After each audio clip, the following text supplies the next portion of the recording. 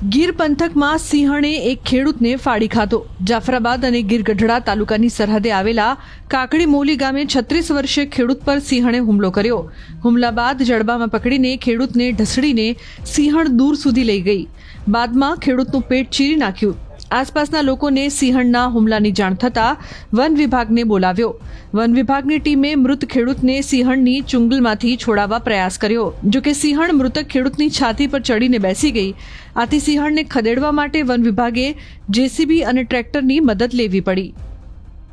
Actually વન્ય પ્રાણી સિંહ દ્વારા જ્યારે પણ પોતાનો શિકાર કરવામાં આવે ત્યારે એના ઉપર પોતાનું માલિકી પણ બતાવતો એક બિહેવિયર જોવા મળેલું છે। એટલે વન વિભાગના સ્ટાફ દ્વારા જેસીબી અને ટ્રેક્ટરના માધ્યમથી એ સિંહણને દૂર ખસેડવામાં આવી હતી અને ત્યારબાદ એનું ટ્રાન્કુલાઇઝ કરી। સર, આ સિંહણ એક જ હતી કે અન્ય ગ્રુપ હતું, કઈ બચ્ચા હતા એવું કઈ હતું?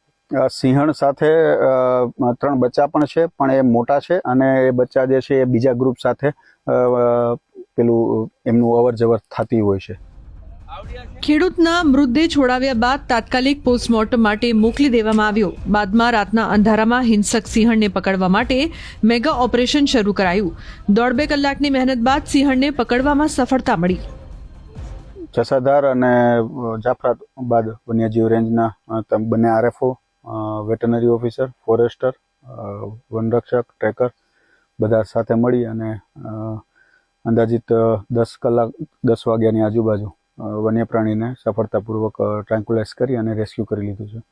એક અપીલ કરવા માંગુ છું કે શક્ય હોય ત્યારે અંધારામાં રાતે જવાનું ટાળવું જોઈએ। આપણે આસપાસ જ્યારે પણ નીકળીએ એકલામાં ત્યારે જોડે ટોર્ચ અને લાઠી રાખીએ અને જો વન્ય પ્રાણીની હાજરી હોય તો એ વિસ્તાર જે છે એને અંતર થોડું રાખવું જોઈએ વન્ય પ્રાણીથી જેટલું બને એટલું। અને કાંઈ પણ માહિતી મળે તો તાત્કાલિક વન વિભાગની જે હેલ્પલાઇન નંબર છે તેના પર અથવા વન વિભાગના સ્થાનિક સ્ટાફને જાણ કરવી જોઈએ। ગીર પંથકમાં સિંહણે એક ખેડૂતને ફાડી ખાધો। જાફરાબાદ અને ગીર ગઢડા તાલુકાની સરહદે આવેલા કાકડી મોલી ગામે 36 વર્ષીય ખેડૂત પર સિંહણે હુમલો કર્યો। હુમલા બાદ જડબામાં પકડીને ખેડૂતને ઢસડીને સિંહણ દૂર સુધી લઈ ગઈ। બાદમાં ખેડૂતનું પેટ ચીરી નાખ્યું। આસપાસના લોકોને સિંહણના હુમલાની જાણ થતાં વન વિભાગને બોલાવ્યો। વન વિભાગની ટીમે મૃત ખેડૂતને સિંહણની ચુંગલમાંથી છોડાવવા પ્રયાસ કર્યો। જોકે સિંહણ મૃતક ખેડૂતની છાતી પર ચડીને બેસી ગઈ।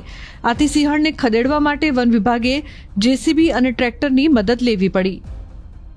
એકચ્યુઅલી વન્ય પ્રાણી સિંહ દ્વારા જ્યારે પણ પોતાનો શિકાર કરવામાં આવે ત્યારે એના ઉપર પોતાનું માલિકી પણ બતાવતો એક બિહેવિયર જોવા મળેલું છે। એટલે વન વિભાગના સ્ટાફ દ્વારા જેસીબી અને ટ્રેક્ટરના માધ્યમથી એ સિંહણને દૂર ખસેડવામાં આવી હતી અને ત્યારબાદ એનું ટ્રાન્કુલાઇઝ કરી। સર, આ સિંહણ એક જ હતી કે અન્ય ગ્રુપ હતું, કઈ બચ્ચા હતા એવું કઈ હતું? સિંહણ સાથે 3 બચ્ચા પણ છે, પણ એ મોટા છે અને એ બચ્ચા જે છે એ બીજા ગ્રુપ સાથે પેલું એમનું અવર જવર થતી હોય છે। ખેડૂતના મૃતદેહ છોડાવ્યા બાદ તાત્કાલિક પોસ્ટમોર્ટમ માટે મોકલી દેવામાં આવ્યો। બાદમાં રાતના અંધારામાં હિંસક સિંહણને પકડવા માટે મેગા ઓપરેશન શરૂ કરાયું। 1.5 કલાકની મહેનત બાદ સિંહણને પકડવામાં સફળતા મળી।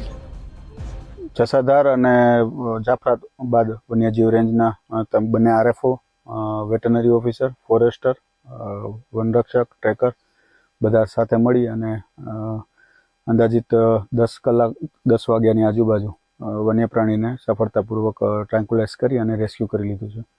એક અપીલ કરવા માંગુ છું કે શક્ય હોય ત્યારે અંધારામાં રાતે જવાનું ટાળવું જોઈએ। આપણે આસપાસ જ્યારે પણ નીકળીએ એકલામાં ત્યારે જોડે ટોર્ચ અને લાઠી રાખીએ અને જો વન્ય પ્રાણીની હાજરી હોય તો એ વિસ્તાર જે છે એને અંતર થોડું રાખવું જોઈએ વન્ય પ્રાણીથી જેટલું બને એટલું। અને કાંઈ પણ માહિતી મળે તો તાત્કાલિક વન વિભાગની જે હેલ્પલાઇન નંબર છે તેના પર અથવા વન વિભાગના સ્થાનિક સ્ટાફને જાણ કરવી જોઈએ।